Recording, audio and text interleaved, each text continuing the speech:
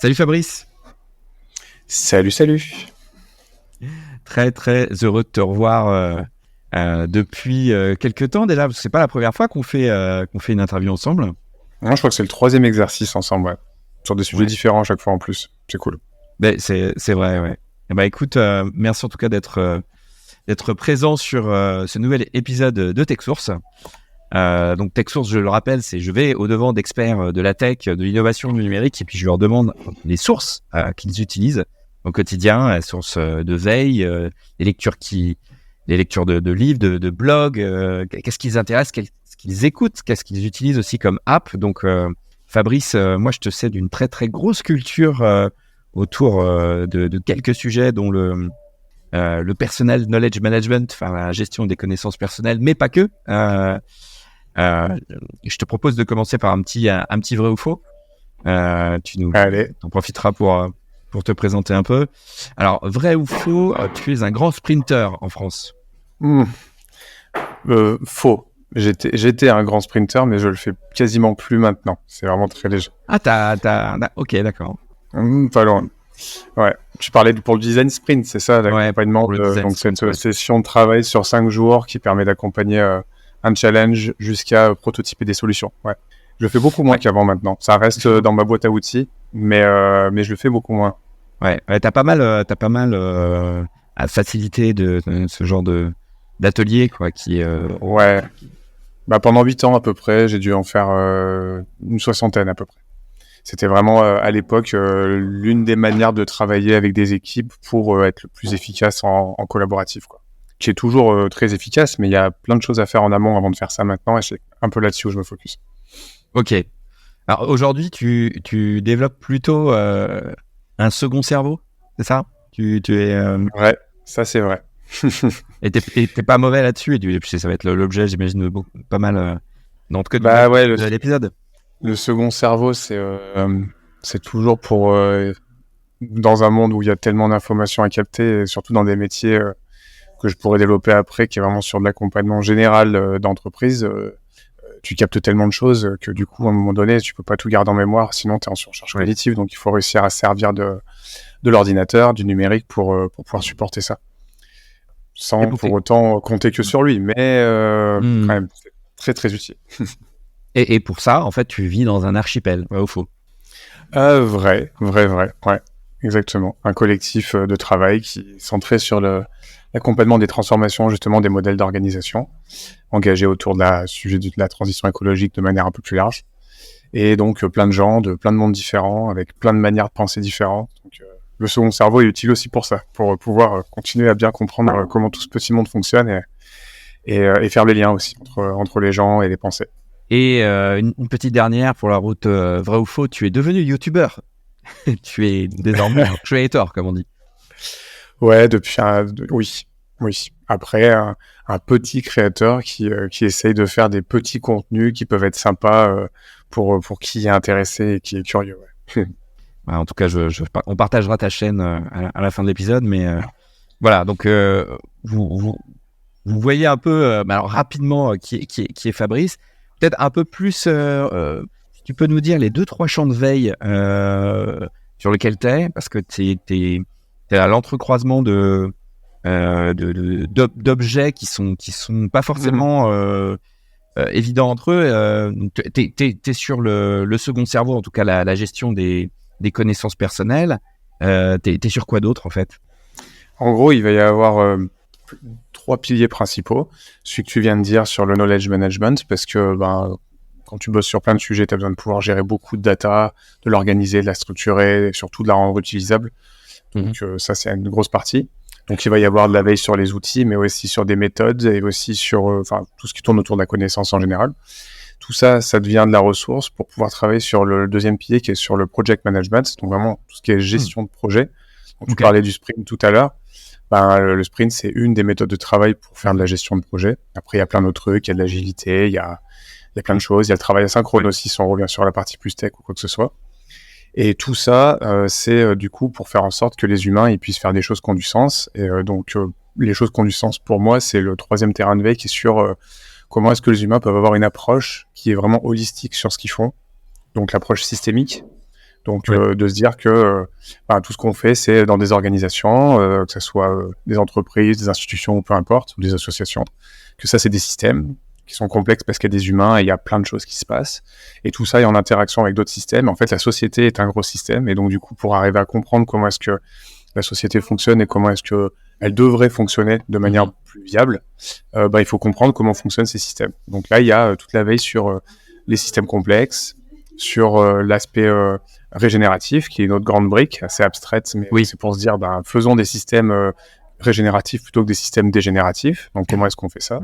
Et après, la troisième grosse brique sur cette partie-là, c'est tout ce qui tourne autour de la bio-inspiration. Donc, c'est de se dire, les systèmes vivants, que ce soit végétal, animal, minéral ou quoi, ça fait depuis des milliards d'années qu'ils ont trouvé des solutions à certaines problématiques. Et donc, du coup, comment est-ce que nous, on peut s'en inspirer pour pouvoir les réinjecter dans la manière dont on construit nos systèmes humains pour faire des choses qui sont beaucoup plus équilibrées, beaucoup plus saines pour nous et puis pour le reste du vivant, quoi. Un régénératif, tu peux nous expliquer un peu ce que c'est? Ouais, on va faire simple avec l'analogie avec le corps humain, quoi.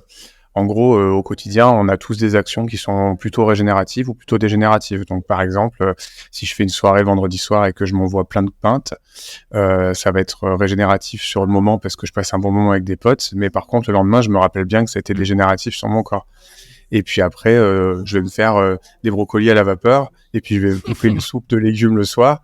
Et là, je vais me sentir beaucoup mieux en me couchant aussi à 21h, 21h30 pour récupérer. Et le lendemain d'après, là, je vais me sentir beaucoup mieux. Donc, j'ai eu des actions qui étaient plutôt régénératives. Et en fait, on est tout le temps en train de faire des actions qui sont plutôt régénératives pour nous, plutôt dégénératives. Donc ça, c'est à l'échelle du corps humain. Mais ça marche aussi à l'échelle dans un groupe, dans une organisation et une organisation dans une société. Et donc, on a tendance à dire que notre société, globalement, est plutôt dégénérative parce que la plupart des systèmes dans lesquels on est ont plutôt une tendance à accumuler des actions qui sont dégénératives avec, je sais pas, l'augmentation du burn-out, avec des problématiques à trouver du sens, avec les disparités qu'il y a au niveau des différents pays, enfin tout ça, quoi. Donc voilà, c'est vraiment cette idée de se dire, quoi qu'on fasse, c'est toujours soit on nourrit le régénératif, soit on nourrit le dégénératif. Et donc, l'approche régénérative, c'est faisons en sorte d'augmenter la jauge de régénération plutôt que la jauge de dégénération, parce que ça, on sait très bien le faire et il faut essayer de le faire moins, quoi. Mais le surplus d'informations dans la tête des gens, le fait d'être en overdose complète d'infos, là, c'est la dégénération. C'est complètement dégénératif, ouais, clairement. Et Jen, ouais. À court terme, du coup, tu as ton petit shot de dopamine ou quoi que ce soit, tu as l'impression que tu es en train d'apprendre plein de trucs, mais je sais pas, on en parlera après, mais je sais pas si ça te le fait toi, mais moi, je veux dire, tu fais de la veille, tu vas regarder plein de sujets, et puis si jamais tu te poses à la fin de la semaine en disant, OK, du coup, qu'est-ce que je retiens de tout ça? Il y a des risques que tu te rappelles des fois même pas 80% de ce que tu as vu, donc en fait, tu te dis, oula, j'ai passé 80% de temps de veille pour retenir 20%, donc... Et puis ça m'a fatigué, et puis ça m'a peut-être isolé parce que j'aurais pu faire autre chose plutôt qu'être tout seul derrière mon écran. Enfin, tu vois, tous ces aspects-là, ça pose des belles questions pour savoir si on est sur la bonne voie ou pas par rapport à nous, puis par rapport à ce qu'on a envie de faire avec ça, quoi. Ouais, c'est ça. Tu mets le doigt sur quelque chose qui a été partagé par pas mal d'invités. C'est comment tu te sens quand tu fais de la veille, comment tu te sens quand tu as fini de faire de la veille. Et alors, il y en a qui s'en sortent sur ce sujet-là en se disant faut partager sa veille. C'est-à-dire, si la veille sans le dernier cycle, enfin sans la dernière étape qui est la diffusion, il n'y a pas d'effectuation et donc du coup, ce que tu dis, c'est les éléments restent dans les casiers, dans les petites cases. Et puis, alors du coup, je me souviens de Laura Bokobza qui a appuyé le fait qu'elle se mette pour objectif de partager sa veille dans une newsletter une fois par semaine. Ça l'oblige à être dans l'effectuation et de pas être dans cette évaporation de l'information. Il y a aussi Bruno Friedlanski qui le partageait. Moi-même, je peux le confirmer. Et c'est vrai que ce que tu dis, c'est vrai que c'est assez déprimant d'ouvrir un Feedly ou d'ouvrir un Notion où tu stockes énormément, tu qualifies énormément d'infos, tu passes énormément de temps à défaut de faire autre chose. Et tu te dis, oula, le monde va plus vite que moi, j'arrive pas à le saisir avec mes deux mains, avec mes outils. Et effectivement, il y a un petit côté, il peut y avoir un petit côté un peu mood très très bas, quoi, quand tu te fais dépasser, quoi. Je peux te partager une anecdote, tu vois, ne serait-ce que de ce week-end. J'étais posé là, tranquille, en train de lire un petit livre pendant que l'enfant faisait sa sieste. Ouais. Et justement, à ce moment-là, je me suis dit, vas-y, fais-toi un petit remember de ce que tu as fait pendant ta semaine, quoi. Moi, je suis vraiment sur plein de projets, sur plein de sujets différents et tout, que j'arrive à faire avancer toute la semaine quand je suis dans le contexte de les faire avancer, quoi. Mais quand il faut que je me rappelle la quantité d'informations que j'ai traitées, la quantité d'actions que j'ai produites avec des gens, quoi que ce soit, et ben j'étais incapable de le faire. Et du coup, là, ça m'a fait un petit côté de flip. Je me suis dit, attends, tu fais tellement de trucs diversifiés dans tous les sens que tu n'arrives même pas exactement à te rappeler ce que tu as fait. Et que du coup, si quelqu'un te demandait, du coup, tu as fait quoi cette semaine, tu aurais du mal à lui expliquer, quoi. Et là, ça m'a perturbé, tu vois. Ça m'a fait un truc un peu genre effet Alzheimer. J'ai fait des trucs dans la semaine, mais je suis pas capable de m'en rappeler. Du coup, voilà, tu vois. Philosophiquement, ça questionne aussi sur ça, sur la quantité de choses de laquelle on est capable de faire, et puis la quantité de choses qu'on est capable de partager. Tu vois, moi, j'irai un cran plus loin sur ce que tu disais par rapport à la newsletter, au fait de traiter du contenu et de s'obliger à le reformater et à le partager. Et je pense que c'est ultra pertinent de faire ça parce que ça permet de fixer les choses. Mais en même temps, si tu lis du contenu anglais, par exemple, américain, sur Twitter ou je sais pas quoi, que tu vas le reformater à ta sauce, que tu le repartages sur une newsletter, tu viens de créer une nouvelle newsletter qui potentiellement rajoute de la diversité et de la quantité d'informations à des gens qui vont se dire « Ah, ça c'est génial, ça rajoute du FOMO ». Du coup, ces gens-là vont capter ces infos, ils vont se dire moi aussi je veux être créateur, donc du coup je vais recréer des choses. Et t'imagines l'espèce de pyramide de Ponzi d'une certaine manière, où du coup on se retrouve à avoir une démultiplication de la quantité d'informations. Je sais pas où ça peut mener, tu vois, mais en tout cas on est quand même dans une ère où on est en train de démultiplier de manière exponentielle la quantité de contenu qu'on met, parce que y a aussi une logique de marché, on se dit qu'on peut en vendre, on peut se faire un business là-dessus.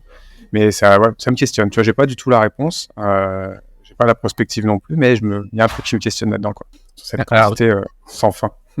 Mais généralement, pour voir un peu comment les experts gèrent ce problème-là, il y a un bon moyen, c'est de voir un peu ce qu'il y a sur leur home screen d'iPhone. Donc, est-ce que tu peux nous partager un peu ce qu'il y a sur ta home screen de téléphone? Yes. Je sais pas si tu as un iPhone, mais... Ouais, c'est juste là. Tac. Bon, je pense pas qu'on voit super bien. Ouais, déjà, un widget. Ouais. Voilà, t'as 2 widgets. Ensuite, là, en ce moment, il y a des apps en dessous, mais normalement, il n'y a rien. Et après, il y a 4 apps principales qui sont en dessous. Ah ouais, c'est les 4 m'intéressent beaucoup, ouais. C'est les 4 de base. Ouais, surtout qu'elles sont pas communes. Ouais. Il y a le téléphone. Ouais. Parce que bon, ça reste quand même un téléphone.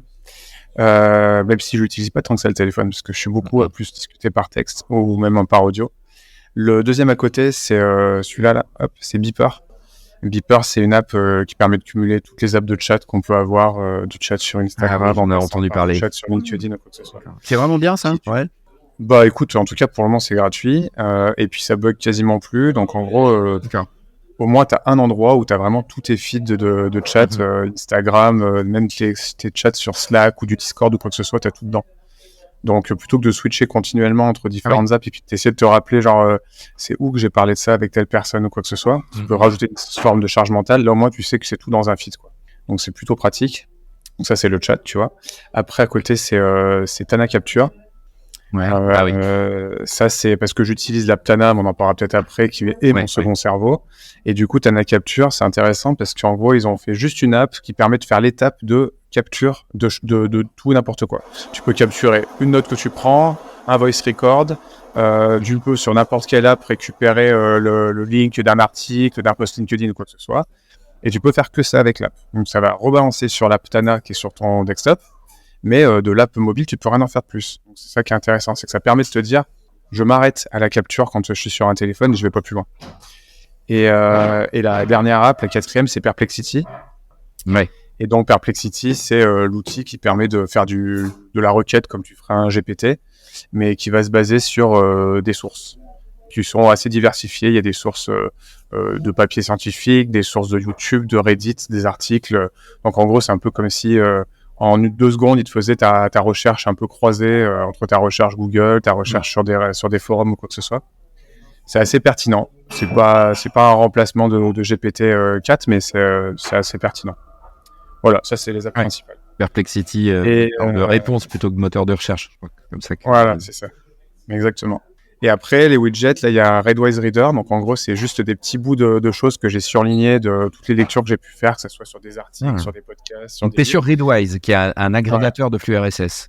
D'accord. Exactement. Bah, tu as du flux RSS et tu pas que, quoi. C'est vraiment, en gros, tu vas pouvoir surligner des petits bouts de contenu de quasiment tout type de contenu que tu peux avoir sur tes internets. Tu vas pouvoir les taguer pour pouvoir les retrouver facilement et ça va te mettre des petits bouts de contenu comme ça dans l'application. Ok. Que tu peux synchroniser avec une app qui est ton second cerveau. Donc moi, j'ai synchronisé avec Tana, par exemple. Ça, je retrouve tous mes highlights dans mon app.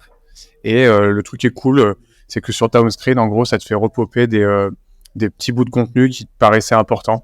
Et donc, ça te fait un peu un côté memory où quand tu déverrouilles ton téléphone, tu regardes, tu relis une petite phrase qui était un peu smart. Et ça peut te faire un recall sur un sujet qui est intéressant et du coup te dire, ah oui, c'est vrai que peut-être que je pourrais retourner creuser un peu là-dedans, des choses comme ça. Voilà. Ok. Et t'as d'autres pages derrière ou pas?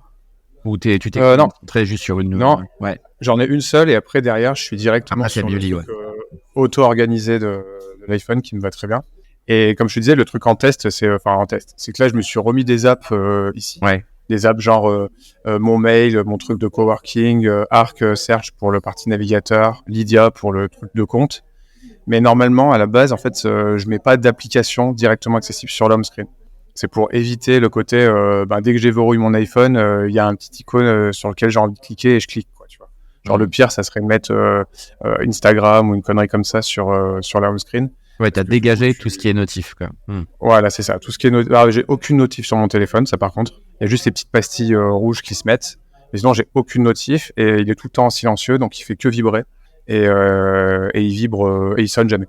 D'accord. Tout ça, c'est comme ça que tu gères ta digital wellness. Ouais, il y a un truc comme ça, ouais, c'est ça. J'ai essayé de trouver le terme. Est-ce que c'est digital detox? Je me suis dit, c'est quoi le vrai terme? Bien-être numérique? Bah, c'est peut-être un peu ça, hein. C'est pour limiter la charge mentale, quoi. Le fait de pas avoir de notif. La charge mentale, ouais. Non, tout à fait. Ouais. Et tu joues pas sur les modes concentration d'Apple? Je sais qu'il y en a 2-3 qui s'amusent avec ça. J'ai personnellement essayé le truc. Pas mal, hein. Alors, j'étais une semaine en vacances. Du coup, ça m'a permis de dire quel numéro j'accepte. Moi, j'ai juste le mode à partir de 22h qui coupe tout.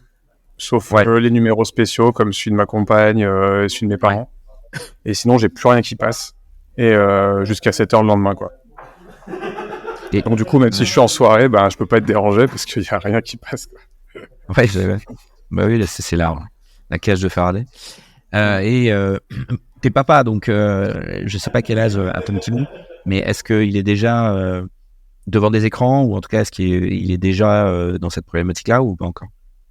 Alors Loé, elle a 4 ans et demi, et on va dire que depuis qu'elle a 2 ans... Ah oui, elle est dedans, ouais. En fait, nous, on essaie de faire en sorte qu'elle y soit jamais.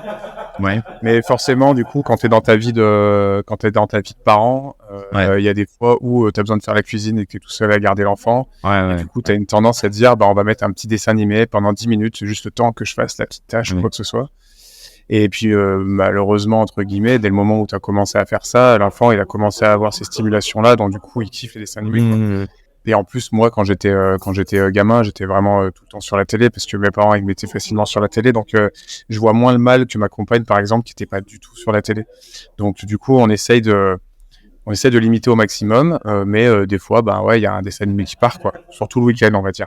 Mais il n'y a que les dessins animés, par contre. On n'a pas attaqué le fait de lui partager des jeux ou des choses comme ça. Ouais. Alors, il y avait un invité sur un des podcasts que je produis qui s'appelle Planet Creators. On avait invité Ange Michael avait invité Six de Vauplane, qui est le CEO et founder d'Animagie, qui est une boîte de production française qui crée des dessins animés sur YouTube. Tu sais, les fameuses chaînes où on laisse parfois nos enfants regarder 2-3 trucs. Alors lui, il crée des dessins animés avec tout ça en tête, quoi. Il faut que tout soit bienveillant, il faut que ça soit constructif, etc. Et il disait que l'important aujourd'hui, c'est pas forcément de savoir s'il faut ou pas laisser le numérique s'imprégner chez les enfants. C'est plutôt de se dire qu'est-ce qu'on leur met entre les mains, dans le contenu qu'ils ont en face, qu'est-ce qu'ils doivent regarder ou pas, quoi. Donc il y a une curation qui se fait au niveau parents, et on en est plus a priori. Enfin, c'est pour le vivre aussi, on en est plus à se dire est-ce que on va tout couper ou est-ce qu'on va laisser. C'est plus on n'a pas le choix. Mais par contre, on a le choix de savoir ce qu'on leur montre, quoi. Ouais, c'est clair. Nous, par exemple, les dessins animés, ça a toujours été que des petits dessins animés qui sont très qui est très lent, très cool, en mode des petits copains, Ouais. les petits animaux qui font leur petite vie là, les Ernest et les Célestines ou d'autres trucs comme ça. On n'a jamais vraiment attaqué les gros dessins animés à la Pat' Patrouille ou des trucs comme ça, là où ça trace, où du coup tu vois même elle limite, elle doit s'accrocher à la banquette pour pouvoir suivre le truc, elle s'en prend plein la gueule. C'est de trouver des trucs, de garder des trucs qui sont assez doux, ouais.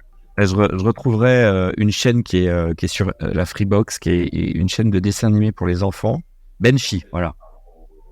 Benchy, c'est un catalogue où tu retrouves tous les dessins animés indépendants, du type Le Roi et l'Oiseau, de type des très courts-métrages. J'ai vraiment beaucoup aimé cette chaîne-là. Je crois que c'est 3-4 euros. J'ai pour le coup de pas mal, quoi. Bon, petite digression sur la curation de contenu pour les enfants. Mais je serais preneur. Je suis pas en veille absolue sur ces sujets-là, donc si toi t'as des trucs en mode dessin animé doux, preneur. Eh ben voilà, je fais tourner. Écoute, merci pour le partage de ce fameux screen. Maintenant, on va rentrer sur la phase où je creuse la partie lecture. Donc, je te sais en veille, donc tu lis, j'imagine, pas mal de newsletters, de blogs pour rester à jour. T'as toujours les mêmes sources? Est-ce que dans ces sources de lecture, est-ce que tu as un système de veille organisé ou tu es plutôt opportuniste? Dis-nous tout. Allez, ok. Le truc du moment, c'est que j'essaye, tu vois, par rapport à ce qu'on disait avant, j'essaye de faire de la veille que quand ça va être applicatif. Donc, en gros, si jamais je suis dans l'accompagnement de direction de boîte. Donc, du coup, quand j'ai un accompagnement et que ça me nécessite de monter en compétence sur certains sujets ou d'avancer sur une certaine problématique ou quoi que ce soit, je vais m'activer le mode veille à ce moment-là et je vais aller creuser dans les sources que je peux avoir pour pouvoir trouver ce qu'il faut. Mais je le fais que si j'ai un besoin applicatif, parce que sinon je me retrouve à potentiellement passer beaucoup de temps à capter beaucoup de trucs qui sont géniaux et du coup à les garder de côté en me disant ça sera utile pour plus tard. Et puis au final, du coup tu l'utilises jamais vraiment, quoi. Enfin en tout cas, tu passes pas mal de temps, tu perds pas mal de temps. Et c'est quoi les newsletters que tu lis absolument? Je te parle pas des newsletters que tu stockes, hein, qu'on fait tous, mais il y en a peut-être une ou deux là que tu t'attends avec impatience ou que tu lis assez assidûment. Je vais te dire ça tout de suite. C'est celle qui tombe dans la vraie boîte mail, en fait. C'est pas dans la fausse. J'en ai même trop qui tombent dans la vraie boîte mail parce que j'avais fait un clean, puis au final après. Mais celle de Greg Eisenberg, je pense que ça doit te parler. Qui est sur tous les sujets plutôt entrepreneuriat, un peu tech et compagnie. De business, ouais. Ouais, puis il sait écrire pour que ça soit directement utilisable, il partage bien. Ouais. En général, je favorise toujours les contenus qui sont soit des contenus, on va dire, un peu philosophiques, de réflexion, quoi que ce soit. C'est une manière de faire de la veille sur, on va dire, les idées ou la pensée en général. Et sinon, après, plutôt des profils comme Greg, où du coup, ça va être du partage vraiment de ressources, de choses qui sont assez actionnables derrière et que je peux transposer à ce que je fais en fait en termes d'accompagnement d'entreprise, quoi. Donc ce type, c'est un mec aux États-Unis qui a lancé plusieurs boîtes et qui effectivement qui écrit de manière très digeste des posts. C'est assez ergonomique, c'est assez agréable à lire et qui donne qui partage ses sources assez régulièrement ou même des idées business ou des business models. C'est un compte. C'est ça. Après, on a un autre que je lis quasiment tout le temps, c'est Scott Britton. Il s'appelle le monsieur. Et lui, c'est plus un partage il a un podcast aussi. C'est un partage de réflexions qui sont plus connectées à des réflexions un peu métaphysiques, existentielles, spirituelles. Il a rencontré des gens qui ont fait des tonnes d'expériences un peu particulières. Lui-même, du coup, il a fait des expériences un peu particulières. Donc, tu as des gens qui sont dans la physique quantique, tu en as d'autres qui vont être chamans, enfin, plein de trucs comme ça. Okay. Et j'aime bien parce que c'est un peu des explorations qui vont au-delà de la société, au-delà du réel, tu vois. Du coup, ça garde une perspective un peu plus large que la vie d'humain dans notre système. Puis, c'est des sujets qui m'ont toujours intéressé de réfléchir un peu à la vie dans un sens beaucoup plus complet et plus large que juste l'applicatif qu'on a dans la vie de tous les jours. Et en vrai, voilà quoi, parce que tu vois, pour rebondir sur tes questions, pendant longtemps, j'étais très focus sur du coup tomber mes newsletters, en avoir pas beaucoup, mais les tomber et compagnie, ou les articles que je suivais dans des flux ou quoi que ce soit. Et ça doit faire à peu près un an et demi où j'ai un peu lâché, j'ai accepté qu'au final, j'allais rater 90% des trucs qui tombent soit dans ma inbox, soit dans mes flux ou quoi que ce soit. Mais que ça me crée quand même une sorte d'internet personnel qui est déjà préfiltré, on va dire. Et si jamais j'ai envie d'aller regarder des sujets particuliers ou j'ai envie de me dire, ah bah tiens, le Greg, qu'est-ce qu'il a mis de nouveau, quoi que ce soit, j'y vais volontairement dedans. Tu vois, plutôt que de suivre le rythme de ça m'arrive, alors il faut que je le consomme. C'est plus, je sais que ça arrive quelque part. Et du coup, si un jour je suis disposé à, et ben du coup, j'irai taper dedans. Et donc, du coup, j'essaye d'avoir la plus grande diversité de sources de veille possible pour avoir la plus grande diversité d'informations qui arrivent. Par exemple, il va y avoir Twitter qui va être une manière d'avoir des micro-contenus avec des threads de discussion qui sont des fois très pertinents, qui font découvrir des personnes qui sont intéressantes, qui peuvent faire rebondir sur la newsletter de la personne si je veux avoir plus d'informations sur elle. Après, il va y avoir mon Redwise Reader où du coup, je vais avoir des flux qui sont dedans. Donc là, ça va venir de sites ou ça va venir de newsletters qui du coup vont être une autre source. Après, je vais aussi avoir des fois 2-3 petites choses intéressantes qu'il peut y avoir sur des stories sur d'Instagram pour 2-3 personnes que je suis, mais qui vont être plus des gens proches, mais qui sont des fois très inspirants aussi. Donc il y a ce côté des Américains ou des internationaux que je connais pas, et en même temps des gens que j'ai déjà rencontrés et que je peux voir potentiellement au quotidien ou régulièrement. Et tu vois, en fait, essayer d'avoir la plus grande diversité possible de sources, sans pour autant tout consommer, mais de se dire, ça devient un peu mon internet à moi filtré auquel je peux accéder si jamais j'ai besoin, si jamais j'ai envie de prendre du temps à ça, quoi. Et après les livres, bien entendu, aussi à côté. Et alors, du coup, les vidéos sur YouTube, enfin tout type de contenu. Ok. Et alors sur le PKM, sur tout ce qui est alors le Personal Knowledge Management, pour expliquer, est-ce que déjà tu peux expliquer en 2 mots ce que c'est, parce que c'est quand même assez particulier finalement. Ouais, du coup c'est de se dire, en gros, il y a toujours, on est forcément, tu disais tout à l'heure, est-ce qu'on a le choix ou pas. Je pense qu'on a en effet des fois pas le choix d'être soumis à une quantité d'informations qui est très très importante. Et soit on le subit, donc c'est-à-dire on a des usages un peu classiques et pas forcément réfléchis de réseaux, de trucs quoi. Ce qui fait qu'on va dès qu'on a envie de se poser, on se pose, on ouvre Insta, on ouvre YouTube, et puis après on part dans des espèces de digressions des fois pas très conscientes, et on se perd un peu dedans. Et puis là pour le coup clairement c'est le stade 1 quoi. On consomme beaucoup de contenu, mais on va quasiment rien garder de côté pour pouvoir le réutiliser. Donc en gros, vu que la mémoire elle va en garder que 10-20%, t'es sûr que t'as passé 80% de ton temps à perdre ton temps. Donc du coup c'est d'essayer de limiter ça déjà en se disant ok, donc je vais avoir une démarche de la première partie, c'est la partie capture. Donc en gros je vais avoir une démarche où je vais essayer de contrôler ça, donc de me dire je vais contrôler mes sources, je vais contrôler le temps que je passe sur différents endroits. Et ensuite, quand je trouve des contenus qui sont intéressants, je vais pas forcément garder de côté un article en entier. Et je vais utiliser un outil comme Redwise Reader pour pouvoir surligner des parties. Et je vais mettre des tags, en fait, des thèmes sur les différentes parties de ce contenu. Et comme ça, en fait, ça sera des choses qui sont beaucoup plus fines, mais qui seront beaucoup plus actionnables et utiles par la suite. Parce que par exemple, dans un article qui serait sur la tech, tu peux avoir une partie qui a un truc très smart intéressant sur l'IA, un truc très intéressant sur un outil, et voilà. Donc en gros, si tu gardes juste l'article, il va falloir que tu te rappelles quelle partie t'intéressait dans l'article. Alors que là, tu récupères directement la partie, tu la stockes de côté et tu y reviens quand par exemple tu fais une recherche sur l'IA, tu vas avoir plein de petits trucs surlignés qui vont remonter dans ta recherche sur l'IA. Donc tu as cette partie capture là. Ensuite, quand tu as capturé les choses, ce que beaucoup de monde fait, tu peux ne pas l'organiser. C'est-à-dire que tu vas juste y garder de côté. Laisse en bookmark. Voilà, c'est ça. Et donc, du coup, de tous tes bookmarks, tu vas mettre dans des dossiers. Et puis après, tu vas avoir 300 bookmarks dans 25 dossiers. Et c'est la galère pour retrouver des trucs en particulier. Donc, c'est d'utiliser un outil qui te permet vraiment d'organiser les choses. Donc là, pour le coup, Redwise fonctionne bien pour je surligne, je tag.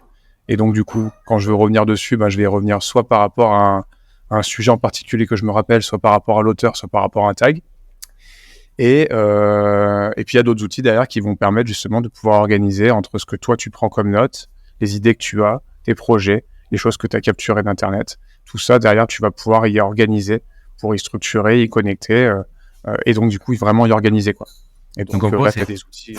Ouais. C'est le cycle de la veille, mais appliqué à une veille personnelle, quoi. C'est ça le PKM. C'est pas une veille pro que tu fais au boulot, mais c'est comment tu appliques ce cycle du renseignement, en gros, identification, collecte, traitement, diffusion, mais à ta propre personne, quoi.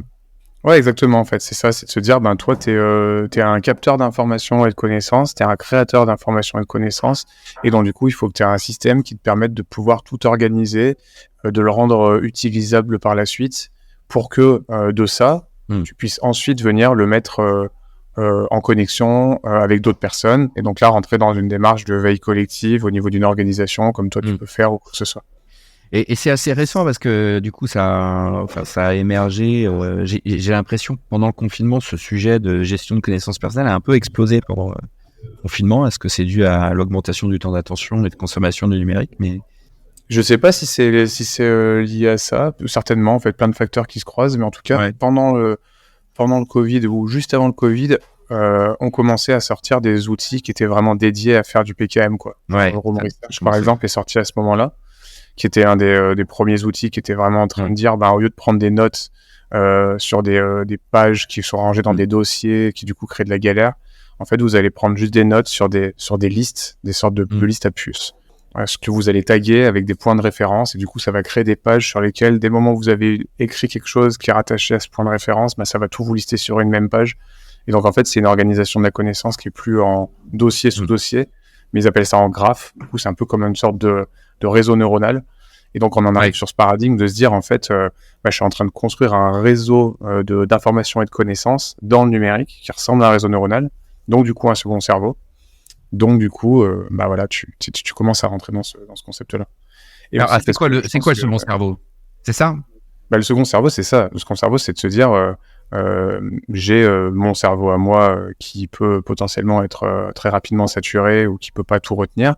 Et du coup, je vais le mettre en connexion avec un autre cerveau numérique qui, là, lui, va être organisé, compatible avec ma manière de penser, ma manière de gérer l'information, ma manière d'utiliser l'information, pour que on puisse faire une sorte de tandem, en fait, entre les deux. Donc, tu décharges un peu tout ce que tu peux pas retenir avec la mémoire vive de ton cerveau pour le mettre dans le disque dur externe de numérique, quoi, et dans lequel tu vas taguer pour pouvoir retrouver tes petits, quoi. L'aboutissement du truc, c'est même, après, toi, ça questionne d'un point de vue philosophique, mais c'est de se dire, décharger au maximum, quoi. Tu vois, tu décharges le plus possible, et ça pose la question de qu'est-ce qui mérite d'être retenu avec la mémoire naturelle, plus que quelque chose d'autre, tu vois. C'est quoi que je vais essayer de retenir? Tu vois, c'est ce que je veux dire, il y a plein de choses, en fait, en rapport avec des projets, avec des sujets, avec des éléments de travail ou quoi que ce soit, qui sont utiles dans le cadre de ces projets-là, mais qu'au quotidien, t'as pas besoin d'avoir à traîner dans ta tête, quoi. En termes de connaissances, mais aussi en termes d'action. Tu vois, par exemple, la surcharge mentale, elle va venir beaucoup de cette semaine, il va falloir que je tombe 30 ou 40 actions par rapport à 5 projets différents. Il va falloir aussi que dans ma vie perso, je pense à tout ce que j'ai à faire à la maison, plus les courses, plus le machin, plus tout ça. Et si tout ça, tu gardes juste dans ta tête, c'est sûr, tu satures. Si tu gardes dans un carnet pas organisé, va falloir que tu retrouves les choses. Donc, il y a une autre forme de charge mentale. Si par contre, tu utilises un second cerveau pour vraiment tout mettre dedans, du coup, tu sais que c'est rangé, tu sais que c'est retrouvable facilement, et surtout, tu sais que ça va te remonter au bon moment. Tu vois, par exemple, si tu t'es dit que telle semaine, il fallait que tu fasses ça, parce que tu as priorisé en amont qu'il fallait que tu fasses ça telle semaine, tu fais confiance à ce système, et du coup, ça va remonter à ce moment-là. Et donc, du coup, tu n'as plus besoin d'y avoir dans ta tête, donc ça réduit la charge mentale, et donc après, tu peux potentiellement avoir de l'espace pour te dire, qu'est-ce que j'ai envie de retenir dans ma tête au quotidien, qui est plutôt agréable, qui n'est pas de l'ordre de la pression ou des urgences projets ou quoi que ce soit, parce que tout ça, c'est déjà priorisé, c'est déjà urgentisé dans le numérique. Et alors, du coup, j'ai la question qui pique sur le second cerveau, c'est qu'est-ce que tu fais de ton premier cerveau? C'est souvent ce que je me dis quand je documente des choses. Je veux dire, mais il y a aussi le fait de se muscler le premier cerveau et de se dire que si on décharge complètement sur des notes à côté, on n'entraîne plus sa mémoire. Donc, est-ce que c'est complètement con cette réflexion ou est-ce que toi tu l'as déjà expérimenté à force de stocker des choses, te dire finalement je les retiens plus de moi-même? Bah, c'est une grosse réflexion permanente, je pense, parce que en fait, on est rentré dans une ère où du coup, on a tellement de démultiplication d'activités, pas pour tout le monde, mais quand même pour beaucoup de monde, surtout les gens qui bossent dans le numérique ou quoi que ce soit, ou ceux qui sont un peu slasheurs dans leurs activités. Ben, en fait, t'en as dans tous les sens. Ou même des dirigeants d'entreprise ou quoi que ce soit, t'en as vraiment beaucoup dans tous les sens. Et la complexité, en fait, de notre société amène la complexité dans toutes les tâches qu'il y a à faire au quotidien et dans les choses auxquelles il faut faire attention. Donc, du coup, la complexité dans ta tête, quoi. Donc, je pense que la première étape qui est de se dire je vais me reposer et je vais m'aider du numérique pour pouvoir faire en sorte de me décharger de toute cette complexité, de cette surcharge, elle est bienvenue et elle est plutôt nécessaire dans beaucoup de situations. Mais derrière, ça appelle la question de est-ce que c'est naturel et humain de faire autant d'activités et traiter autant d'informations au quotidien. Donc du coup, derrière, tu choisis, tu te dis, bon, bah, est-ce que je reste dans ce fonctionnement-là, mais je vais avoir besoin d'être assisté par l'ordinateur, ou je change mon mode de vie pour revenir sur des choses qui sont beaucoup plus légères et beaucoup plus simples, et dans ce cas-là, j'aurai moins besoin de l'ordinateur.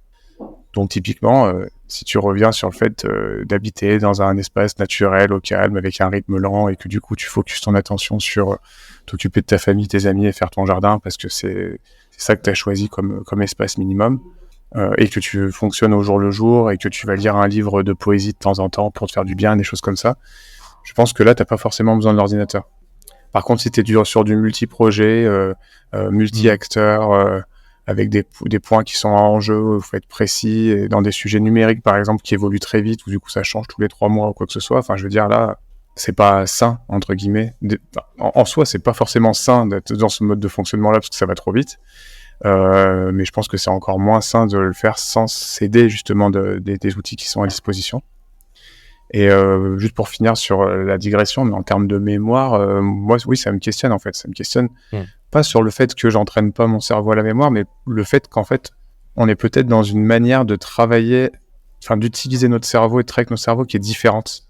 C'est-à-dire qu'on va être avec beaucoup plus d'informations, beaucoup plus diversifiées et croisées, et en fait, on va devoir se rappeler des connexions qu'il y a entre toutes ces choses-là et de comment est-ce que ces connexions permettent de faire des choses derrière. Et donc du coup, ben, on a la mémoire des connexions, pas forcément des informations qui sont connectées, mais du coup, on va pouvoir les retrouver facilement et on va les rendre utilisables. Et du coup, un humain maintenant est capable de gérer l'équivalent de ce que une entreprise de 30 personnes devait gérer avant, quoi. Je veux dire, même le sujet du créateur numérique, je veux dire, il va faire de la veille, il va créer des contenus, il va les mettre en forme, il va les vendre sur des funnels de vente, il va devoir, enfin, tu vois, t'imagines le truc, quoi, du solopreneur, une personne, quoi. Et c'est assez ouf, entre guillemets. Donc, cette personne, je pense qu'elle travaille énormément sa mémoire parce qu'il y a besoin de avoir tout ça en tête, quoi. Tu vois, il y a une grosse diversité de mémoire. Mais c'est pas de la mémoire sur des choses qui vont être des parties de texte comme quand tu étais à l'école et tu essayais de te souvenir de ta poésie, quoi. Et du coup, ça sera un exercice à refaire, tu vois. Par exemple, pour moi, je me disais ça ce week-end, je me disais, tiens, il faudrait peut-être que je me refasse un test de voir si je suis capable de me rappeler de Exactement. poésie, pour voir si ma mémoire fonctionne toujours comme ça ou si elle fonctionne que sur un autre mode, quoi. Mais c'est exactement ce que je fais avec ma fille en ce moment. C'est, je la vois, elle, travailler sur du temps long. Elle fait des maths, elle prend de la guitare, elle fait de l'astronomie. Et ça, tu claques pas des doigts. Enfin, c'est pas en claquant des doigts que tu vas devenir expert sur ces sujets, tu vois. Et par ailleurs, moi, je vis dans un monde où le temps long, il y a plus trop d'exercices de ce type-là. Enfin, c'est de l'information, il faut que ce soit immédiat. On veut du résultat dans les 2 jours, voire dans la minute. Et s'inscrire dans du temps long, finalement, la meilleure technique, c'est de voir ce que font les enfants ou comment, si vous avez des gosses ou si vous avez des neveux et des nièces, intéressez-vous à leur vie à l'école et comment l'enseignement est fait. Parce qu'on est typiquement sur ce sport, comment muscler le cerveau sur un temps qui dépasse la minute, quoi, pour des effets un peu à long terme, quoi. Mais donc je te rejoins. Moi, c'est exactement ce que j'essaie de faire. C'est pas simple. Ah, c'est clair. Surtout, comme tu dis, dans un fonctionnement, faut toujours aller tout plus vite parce que du coup, il faut pas rater la prochaine opportunité. Ouais. Il faut pas rater le prochain changement qu'il va y avoir dans l'entreprise. Il faut pas rater l'évolution du marché de ci, de là. Clairement, oui, ça va trop vite, quoi. Tout va trop vite. On se précipite, quoi. Je veux dire, ton calendrier, il est rempli en 2 secondes. Même pour booker un week-end avec des potes, il faut attendre 3 semaines. Ouais. Après, je dis pas que tout le monde vit comme ça, mais en tout cas, je pense que les personnes qui trouvent ce qu'on est en train de se dire doivent être un peu dans le même type de pattern et d'habitude, quoi. Ouais. Alors, Donc après, la question, comment tu arrives à ralentir sans rentrer dans les espèces de caricatures du slow living ou des trucs comme ça tout de suite, quoi. Mais il y a des espaces intermédiaires, je pense, qui peuvent être intéressants à trouver et peut-être des inspirations, comme tu dis, dans les modèles d'apprentissage plus traditionnels, comme on a expérimenté depuis plus longtemps, ou même des modèles des fois de recherche, parce que la recherche, par exemple, aussi, dans certains secteurs, c'est très long, ça prend beaucoup de temps, il y a beaucoup d'expérimentation, c'est accepté que ça soit comme ça. Ouais. C'est ce ratio de temps de cerveau disponible, finalement. Moi, j'essaye de voir, en fait, dans la journée, de découper la journée avec tous les temps qui sont pas liés à la recherche d'informations, qui sont juste liés à la vie quotidienne, tu vois, le rush du soir pour les gosses, le matin, la pause du midi, ou enfin le temps de déjeuner convenablement, et en fait après il te reste des slots de disponibles, tu vois, et donc il te reste pas 24 heures, il te reste des slots de temps qui sont hyper précis, et c'est dans ces slots de temps que j'essaye de faire de faire mon job, mais de faire ma veille aussi. Donc en fait c'est un peu de l'innovation sous contrainte. Et du coup, ça t'oblige en conscientisant ça, d'être efficace, enfin un peu plus efficace. Moi, ça m'a aidé. Ça m'a aidé pour faire ma veille que de pas être en mode, je suis en mode sujet, en mode thème, mais je suis en mode, déjà, j'ai ma vie. Et by the way, il y a entre des grands moments de vie comme ça, il va falloir que je sois efficace sur différents sujets, mais je pense que, en tout cas, moi, je te rejoins sur la démarche de prioriser ta vie et les grands moments de vie, avec les enfants, les repas, tous ces points-là, quoi. Et de se dire, déjà, je vis et je profite de tous ces moments. Et puis ensuite, je vais définir des slots, en effet, arrêtés, sur lesquels je vais rentrer dans une forme d'exploration par rapport à des sujets particuliers, quoi. Et pas se laisser se perdre, justement, dans ces explorations, parce que sinon, c'est le côté qui est magnifique de la vie, c'est que c'est infini, mais en même temps, c'est infini. Donc, tu peux cramer tout ton temps de vie à faire de la veille, quoi. Et à structurer de l'information, la ranger, et pas forcément l'utiliser. Je te coupe 2 minutes, j'ai ma fille qui me demande un truc. Ouais, pas de souci. Attends,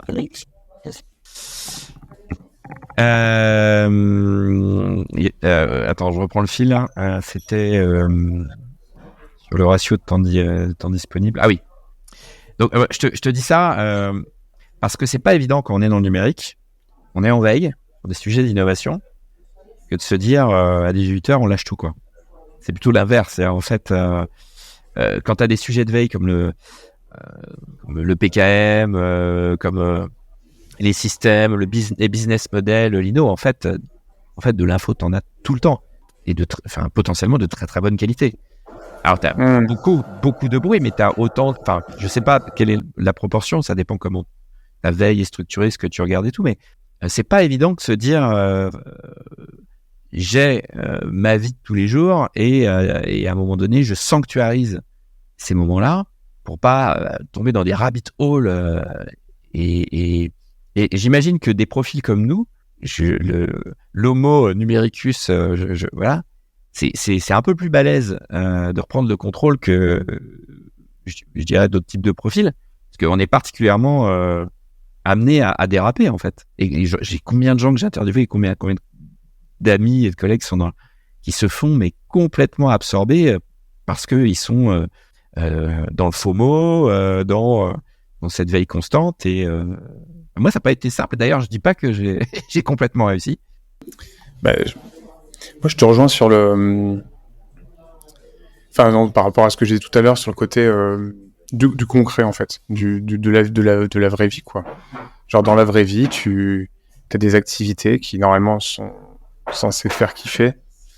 avec des humains, où il y a une volonté d'aboutir à quelque chose en passant par plusieurs étapes. Et pour réaliser ces étapes, tu as besoin d'avoir de la matière et des ressources. Et donc, du coup, là, la veille, elle est nécessaire pour ça. Et derrière, en plus, tu vas en parler, tu vas la rendre applicable, tu vas la vivre, et tu vas aboutir à quelque chose, quoi. Tu as un projet qui aboutit, et du coup, là, tu peux dire, OK, ça y est, ça a avancé, puis on peut passer au projet suivant. Et en fait, c'est un terrain de jeu qui est en constant renouvellement, et je pense que c'est là où, du coup, on est vivant, quoi. C'est quand on est en train de jouer dans des terrains de jeu, comme quand on était enfant. Et du coup, pour pouvoir jouer de manière intelligente et efficace, on a besoin d'avoir les bonnes ressources, les bons objets, les bons outils, et du coup, boum, là, ça tourne, quoi. Et en tout cas, moi, j'essaie d'avoir ce garde-fou-là de plus en plus. Parce que sinon, si t'es pas dans le contexte d'un projet ou d'un terrain de jeu réel, tu peux te perdre dans la connaissance au sens large, dans des tonnes et des tonnes de lectures, dans des tonnes et des tonnes de discussions. Parce que le truc de la discussion, c'est pareil, on croit que c'est concret, mais en fait, c'est pareil, c'est infini, quoi. Tu peux discuter sur des threads sur Twitter, mais pendant toute ta vie entière. Tu peux discuter à des cafés philo en local pendant toute ta vie entière, et t'es persuadé que c'est tout le temps en train de venir raffiner. Bien sûr que ça fait évoluer et que ça raffine ton être, j'ai envie de dire. Mais est-ce que ça t'aide à faire des trucs de ta vie qui sont kiffants et qui sont alignés avec ce que tu veux faire ou pas? Faut trouver le truc pour pas se perdre dedans, quoi. C'est comme, tu sais, les pensées un peu classiques, mais que je trouve justes, qui sont... tu peux lire toute ta vie des livres, mais du coup, t'auras jamais vécu quoi que ce soit de ce que tu as lu dans les livres, parce que tu n'as fait qu'accumuler de la connaissance. Alors que si tu lis des livres, mais que derrière tu passes dans l'expérimentation des choses dans le réel, bah du coup, t'es en train de vivre à ce moment-là, quoi. Tu peux lire des tonnes de livres sur l'escalade, ça, tu trouveras ça génial, la philosophie de l'escalade, la pratique et compagnie, mais ça remplacera pas le fait d'être monté sur un rocher, quoi. Et du coup, je pense que le risque de la connaissance, c'est ça, des fois, c'est de te donner l'impression que les choses, tu es en train de les faire, ou que tu les connais, que tu les as faites, mais en fait, tu t'as rien fait, tu étais assis dans une banquette, quoi. Je veux dire, ton corps n'a rien expérimenté d'autre que de lire des lettres sur un papier, quoi, ou sur un écran. Ça me fait vachement penser à la vidéo sur laquelle je suis tombé hier en doom scrolling, voilà, va bien. Mais je suis tombé sur cette vidéo de Steve Jobs qui dit un peu ce que tu dis là, hein, c'est-à-dire, alors lui, la comparaison, c'est sur le métier de consultant. Alors bon, c'était il y a 25 ans, un peu changé, mais il dit que consultant, c'est une vision en 2D, quoi. En fait, il connaît tout, mais la profondeur de l'expérimentation de la vie, de la vraie chose, c'est voilà, il vit pas en 3D, et ça me fait marrer parce que quand tu parles de veille, on peut être facilement très très vite beaucoup en 2D et pas aller vivre, faire les choses. Et moi, ce qui m'a pas mal aidé en faisant, mais on est sur les mêmes sujets, c'est quand tu fais de la veille sur l'entrepreneuriat, c'est très difficile de pas vouloir faire en fait les choses, tu vois. C'est il y a des sujets comme ça qui peuvent rester très plats. Par contre, il y en a d'autres, ça t'incite à passer à l'action un peu tout le temps. Alors sur ce sujet de gestion de connaissances personnelles, bon là, je pense qu'on a bien compris que c'est un gros morceau. Chez toi, c'est aussi un gros morceau sur le podcast en général. Si on a envie de creuser en fait le sujet, tu aurais 2-3 sources à nous partager pour un peu aller plus loin, des gens intéressants à suivre qui sont un peu inspirants sur ça. Ouais, ben tu vois, je retiens jamais les noms exactement, mais par contre sur mon Twitter, il y a bien 70% des gens que je follow depuis, les derniers follow que j'ai. Donc moi je follow, hein, qui sont des gens qui sont sur des sujets autour du Personal Knowledge Management ou des tools for thought aussi, là, le TFT comme ils appellent ça, qui sont les outils justement d'aide à la pensée. Ouais. Et donc du coup j'invite à aller regarder des gens que je follow. Moi je fais souvent ça d'ailleurs, d'aller regarder des gens que je follow et puis d'aller suivre ces gens-là. Et là il y a un mec qui s'est mis aux États-Unis sur le second cerveau. Enfin c'est même lui qui a un peu conceptualisé la chose, je crois. C'est Thiago Forte. Ouais, voilà, le Thiago Forte. Qu'est-ce que ça vaut parce qu'il s'est mis sur le créneau, il l'a bien packagé, il l'a bien marketé. Moi j'invite, je l'ai pas lu en entier, mais j'invite à lire son livre justement Second Brain. Et par contre ces deux principes aussi qui sont le principe para et le principe code. Donc en gros para c'est c'est la manière dont tu as d'organiser l'information entre des projets, des to-do, des ressources, des archives et des areas. Donc, le P, c'était ça, c'était projet, area, ressources et archives. Et après, moi, je rajoute to-do aussi parce qu'il l'a pas rentré dans son système. Mais c'est une manière d'organiser l'information. Ça, il en parle dans son livre. Il a aussi un livre qui est dédié juste à cette partie-là. Et après, la partie code, qui là est capture, organize, distill et expose, je crois, qui est vraiment tout le process plutôt de création. Donc de se dire, bah voilà, comme je disais tout à l'heure avec le téléphone, tu captures des choses. Après, derrière, tu les organises avec un système qui sert à organiser. Après, distill, c'est tu vas utiliser ces choses que tu as de côté pour pouvoir en créer des nouveaux contenus mais qui viennent de toi. Donc avec ta propre interprétation, ta propre prise de notes et tout. Et le côté express, c'est ensuite tu vas créer des choses que tu vas remettre au monde, que ce soit des projets, des livres, des vidéos, tout ce que tu veux. Et donc voilà, il a aussi tout ce process-là. Donc sinon, Thiago, ça reste une personne qui est référente sur le sujet. Après, des fois, il est un peu fermé sur certains axes. Et là, ça vaut le coup d'aller regarder chez d'autres personnes. Et notamment, l'outil que j'utilise s'appelle Tana, donc T-A-N-A, qui a une communauté qui est très active. Et dans le lot, il y a des personnes qui sont un peu inspirantes sur le sujet du PKM, qui sont à suivre, qui sont facilement trouvables d'ailleurs, parce que si on fait une recherche sur Tana, souvent on voit leurs tweets qui remontent et ça vaut le coup d'aller les suivre. Et je les follow aussi, donc ça permet d'avoir une gamme assez large sur ces gens qui travaillent sur le sujet de la connaissance et l'organisation de la connaissance. Oui, le Thiago Forte, donc il a une chaîne YouTube maintenant, il fait des podcasts. On voit des invités intéressants qui sont c'est pas mal. Et alors du coup, en termes d'app, là, tu nous parles de Tana. Alors les apps que tu utilises sur le PKM ou pour gérer ta connaissance sur tous les sujets, j'ai envie de te dire. Donc Tana, c'est un espèce de Notion, c'est ça? Donc pour ceux qui connaissent Notion, ça doit parler.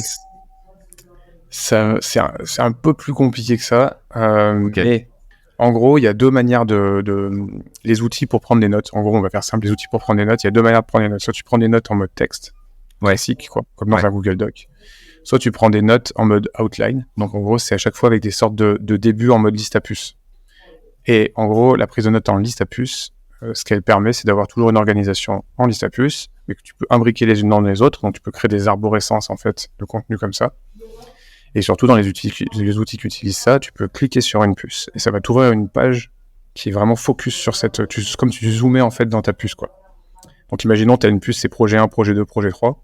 Si tu cliques sur projet 2, pouf, ça zoome dedans. Et après, tu as toutes les informations de projet 2. Et après, si tu cliques sur un élément dedans, pouf, tu vas encore rentrer dedans. Et du coup, c'est une manière d'organiser l'information qui est beaucoup plus structurée et structurante de mon point de vue. Et donc, Tana fait partie des outils qui utilisent ce mode d'écriture-là. Mais il y en a d'autres. Il y a aussi Logseq, par exemple. Donc, c'est Logseq. Logceq, qui lui est aussi un outil qui fonctionne en outline et qui a la particularité d'être open source et d'être gratuit et de fonctionner en local. Donc, pour les gens qui préfèrent avoir des apps qui sont vraiment tout local, Logseq est plutôt pas mal. Et il y en a aussi un plus vieux qui était même plutôt pionnier avant Rome Research aussi, qui s'appelle Workflowy. Et Workflowy, c'est exactement ça, c'est vraiment juste des listes à puces. Donc moi, je conseillerais d'expérimenter en fait ce type d'outil, Logseq ou Workflowy pour commencer, parce que Tana, c'est un peu plus complexe. Et du coup, de découvrir un peu qu'est-ce que ça fait que de prendre des notes avec un outil qui est un outliner. Qu'est-ce que ça change en fait dans la manière de prendre des notes, dans la manière de capturer, d'organiser l'information. Et juste cette expérimentation-là, elle peut se faire pendant 5-6 mois pour ceux qui l'ont jamais fait, et ça vaut le coup. Ça vaut le coup parce que ça change beaucoup de choses dans la manière d'appréhender l'information et la connaissance et la manière de l'organiser, de la structurer. Alors, l'outil dont moi j'ai entendu parler pendant pas mal de temps, c'est Obsidian quand même.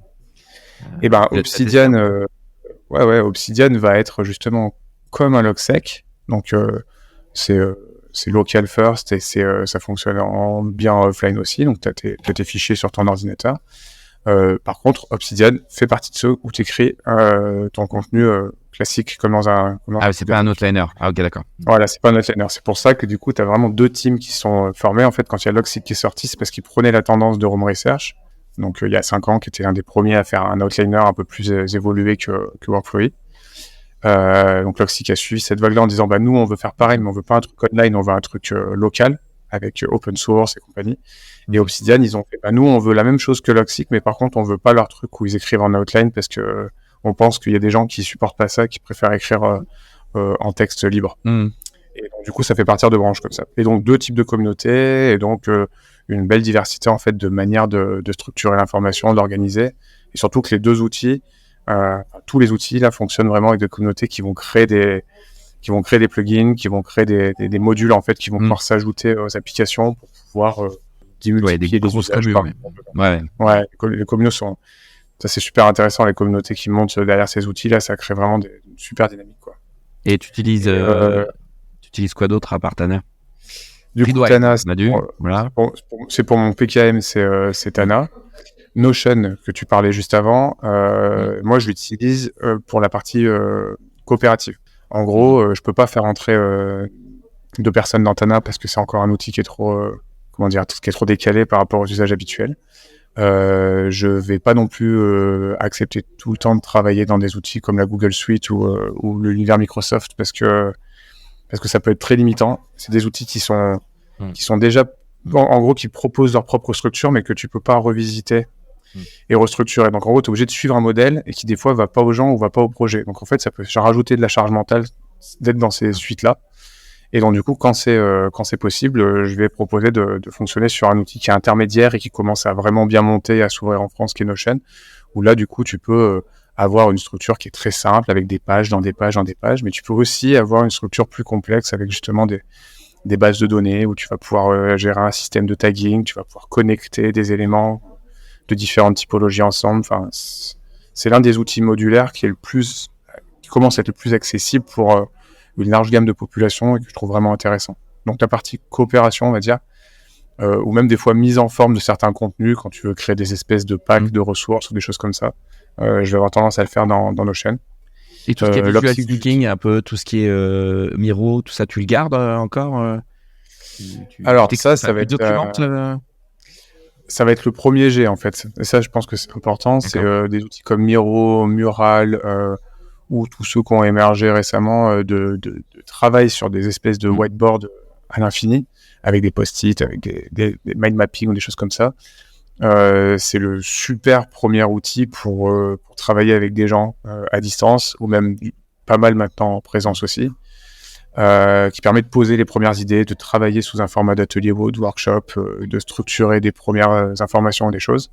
Et en tant que toi, outil pour ta connaissance personnelle, pour documenter à ton échelle, tu l'utilises en perso ou non, juste quand c'est... Non, j'utilise vraiment pour le partie collaborative parce que justement c'est tellement proche des usages qui étaient le tableau, les post-it, toutes ces choses-là, que la plupart des gens se sentent à l'aise dedans et du coup vont pouvoir organiser les choses. Mais moi personnellement, j'ai plus besoin de passer par cet intermédiaire visuel-là pour structurer de l'information. Le simple fait de fonctionner en outline dans Tana, c'est un peu comme si j'étais en train de coller les post-it et de les organiser, quoi. C'est intéressant. Je le fais en outline. Ok. Et là, je t'avais coupé là, donc tu parlais de Logseek, tu avais un usage aussi avec Logseek? Ouais, non, je disais juste que Logseek, du coup, je l'utilise aussi en tandem, on va dire, avec Tana, parce que Tana, eux, ils ont le parti pris de fonctionner en online, donc du coup, hébergement online. Donc du coup, quand tu es dans le train, des fois, ou quand tu veux prendre de la prise de notes rapide dans un endroit où il n'y a pas de réseau, c'est un peu chiant. Donc du coup, là, je vais utiliser Logseek en local, et après, je vais faire vu que c'est un outliner et que l'autre c'est un outliner, j'ai juste à faire des copier-coller pour pouvoir les importer dans Tana quand je veux l'organiser. Par contre, Logseek, c'est vraiment juste du coup un usage de première capture, quoi. Première capture, première prise de notes. Et je sais que à chaque fois qu'il y a une prise de notes, la petite to-do de fin, c'est export dans Tana. Et c'est vraiment dans Tana où je travaille. Pour pas démultiplier les espaces où du coup mon cerveau pourrait hésiter en disant tiens, est-ce que c'est plutôt là ou est-ce que c'est plutôt là. Mon cerveau, c'est dans Tana. Tu nous as bien vendu Tana. Moi, je l'ai pas encore essayé. J'ai qu'une envie, c'est de faire cette petite expérimentation de. Alors, je sais pas, ça j'ai pris jusqu'à 8 mois, quelques semaines au moins pour voir. Parce que c'est vrai que c'est après, t'as ton champ de connaissances. Si à chaque fois tu le bascules d'un outil à l'autre, c'est conséquent, quoi. Ça, c'est toujours la grosse question, quoi. C'est quand tu commences à être all-in sur un outil. Et un jour, peut-être qu'il faudra faire une migration, et est-ce que ça sera faisable ou pas? C'est pour ça que, par exemple, Tana, pour le coup, moi, je le trouve génial comme outil. On n'en parlera pas là parce qu'on pourra en parler pendant des heures. Et d'ailleurs, je suis en train de faire une petite vidéo tuto pour pouvoir rentrer dans Tana. Donc, je te l'enverrai si tu veux expérimenter. Des outils comme Logseq, justement, ou comme Obsidian, qui fonctionnent en local, ils fonctionnent sur des fichiers qui sont des fichiers vraiment sur un format qui est le plus compatible possible entre les outils. Donc, le format Markdown, par exemple, tu vois, c'est des fichiers. Chaque note, ça va être une note Markdown, tu vois. Et donc, du coup, si jamais tu construis vraiment pendant des années des éléments sur ce type-là de fonctionnement très simple, juste de fichiers Markdown, normalement, tu peux très facilement en fait faire du portage ou de la connexion avec d'autres outils qui sont compatibles là-dessus. Et donc, du coup, c'est voilà, ce que je disais, c'était la grande question, c'est Tana est vraiment génial et du coup, j'ai vraiment envie de continuer à l'utiliser, mais par contre, il n'y a pas cette fluidité-là de compatibilité avec les autres outils au même niveau que des trucs comme Logseq ou comme Obsidian. Et du coup, dans l'avenir, ça peut peut-être amener à des réflexions de se dire, peut-être que du coup, ça serait judicieux d'être sur un outil qui est plus simple, plus minimaliste, mais qui fonctionne sur un format qui est vraiment viable sur le très long terme, quoi. Ouais. Alors, on va finir un peu l'épisode sur tes sources perso. Est-ce que tu pourrais nous partager 2-3 sources perso c'est quoi tes champs de veille perso en général? Est-ce que je vois que sur ta chaîne YouTube, tu n'as pas que les sujets que tu viens de nous partager. Il y a aussi le bien-être, du yoga, je crois. Ouais, alors je peux te faire un petit panel. Donc tout à l'heure, je parlais de mon job de Chief of Staff externe. Donc là, c'est vraiment de l'accompagnement de direction d'entreprise sur un panel très très large de tout ce que doit faire une direction d'entreprise. Donc du coup, là, il va y avoir de la veille sur les organisations, sur la gouvernance, sur les modèles économiques, sur de la prospective aussi, tous ces champs-là. Moi, à la base, je suis designer aussi. Donc du coup, tous les champs qui tournent autour du design, je continue à être en compétence dessus et à faire de la veille. Donc, les outils de design pour travailler sur la fiction, sur les futurs, des outils de design pour le travail collaboratif, sur les workshops, sur la facilitation, enfin, sur tous ces points-là. On a parlé de la partie knowledge, la partie project management aussi, du coup, je travaille là-dessus. À côté, je fais aussi de la musique électronique. Donc, du coup, je savais pas ça. Ok, super. Quoi explorer. Ça fait depuis que j'ai 18 ans que je mixe, donc du coup, j'ai un collectif sur Lyon avec lequel on fait de la musique. Donc là, en termes de, tu vois, si un jour tu interviews quelqu'un qui est DJ, par exemple, pour parler de l'organisation de la connaissance, c'est intéressant. Parce que là, du coup, c'est du digging, mais et du rabbit hole, mais de musique, quoi, tu vois. Tu peux tomber dans les méandres pendant 5 ou 6 heures de différents labels, avec des morceaux qui vont être fous. Tu vas te mettre à rebondir sur un artiste, sur un truc, et puis après, tous tes morceaux, faut que tu les ranges et que tu les organises aussi pour pouvoir les utiliser derrière. Donc, est-ce que tu les ranges par genre? Est-ce que tu les ranges par artiste, album, par mood, par playlist de soirée? Enfin, tu vois, t'as une grosse réflexion sur l'organisation de la musique quand t'es artiste et que tu fais des performances. Tu sais que l'un des premiers invités du podcast il y a 3 ans, dont je savais pas exactement où était la ligne éditoriale, j'ai quand même demandé à DJ Zebra s'il voulait venir. Et il m'avait dit oui, et je ne l'ai jamais invité. Donc, comme quoi, ça me donne envie de le relancer. Ah ouais, tu devrais le relancer, carrément. Je connaissais pas le rabbit hole dans lequel un DJ pouvait tomber. En plus, lui, si je me rappelle bien, c'était un peu le roi du mashup et compagnie, donc il a intérêt à avoir beaucoup de matière bien organisée pour pouvoir derrière se dire, tiens, je vais essayer de mélanger du Gainsbourg avec des Daft Punk, ou je sais plus trop ce qu'ils faisaient comme mashup, mais c'est intéressant, cette jointure-là. Donc il y a ça, et puis après il y a aussi tout un champ d'exploration sur les dimensions plus de la vie, la spiritualité, la philosophie, enfin je sais pas quoi, enfin de se dire que j'ai pas envie que mon cerveau reste juste, mon cerveau, même mon corps reste juste à explorer ce qui est à disposition autour de nous, quoi. Il y a des choses qui sont dans l'invisible ou dont on ne parle pas souvent, ou, tu vois, un côté un peu, on a déjà exploré toute la planète physique, mais la planète immatérielle et spirituelle on n'a pas encore exploré, et ça se passe pas non plus que dans les choses qui sont scientifiquement développées ou prouvées. Donc il y a tout ce champ-là. Lié un peu à ça. Sur ta chaîne YouTube, ce que j'aime bien, c'est qu'on peut faire de contenu assez, j'allais dire pas différent, mais c'est hyper inspirant. Il y a du pro, mais il y a aussi des exercices de respiration, de sophrologie, de yoga. T'es un créateur qui se limite pas à sa niche, et ça j'aime bien, c'est que on peut, bien sûr t'as tes domaines de veille, de compétences, d'expertise, mais tu réussis quand même à ajouter autre chose. Et je trouve que ça ajoute à la profondeur, ça permet de te découvrir aussi, et il y a un côté qui est dans l'empathie aussi qui est très fort. Donc je sais pas si tout ça a été voulu, mais en tout cas quand on est sur ta chaîne Fabrice Liu, on peut passer des heures, quoi. Bah en tout cas je crois que depuis que j'ai eu la possibilité de partager des choses via les internets avec les premiers réseaux sociaux, je me suis toujours amusé à le faire parce que je trouvais ça intéressant de se dire si je trouve des trucs intéressants, ça vaut le coup de le partager.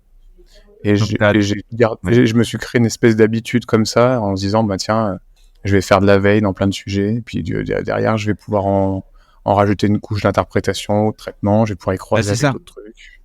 Et puis je vais pouvoir le mettre à disposition. En fait, c'était un exercice qui était très personnel et qui était très agréable et qui continue à l'être, mais du coup qui est possible aussi parce que c'est pas comment dire, l'activité économique, mon business ne repose pas sur ça.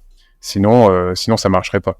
Très clairement, je pense que je suis c'est ce que me disait un pote la dernière fois. Il me disait, depuis tant d'années, que tu organises et tu structures tellement de ressources, de données, de connaissances, et tu en partages tellement.